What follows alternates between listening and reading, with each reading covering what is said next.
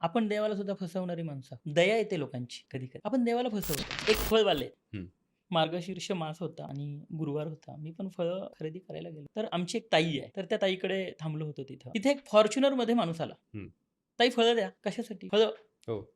तर मग त्यांनी काय केलं, एवढी मोठी गाडी आहे बाबा, त्यांनी आपली 5 फळं एकदम उत्तम छानशी त्यांना काढून दिली. किती पैसे झाले? तर ते काहीतरी ₹120 हं. ₹130 काहीतरी झाले होते 5 फळांचे. ₹130 एवढे? अहो पूजेची फळं द्या. पूजेची फळं म्हणजे कसली हो? माहिती आहे का तुम्हाला? बाजारात पूजेची फळं वेगळी असतात. वेगळी विकली जातात. आणि तुमची खायची फळं वेगळी असतात. मग कुठली फळं? जी तुम्ही खाऊ शकत नाही. ती फळं कुणाला? म्हणजे जी कच्ची आहेत, जी थोडी खराब झालेली आहेत, पूजेची फळं म्हणतात त्याला. आपल्याला लाज वाटायला पाहिजे. त्या लक्ष्मीकडून मागता किती? आणि पूजेची फळं म्हणजे ती किती? ₹50 म्हणजे हे पहा खूप मोठं नुकसान आहे का हो ₹70 आपला भाव, हं. या गोष्टीतून आपला भाव समजतो. बरोबर.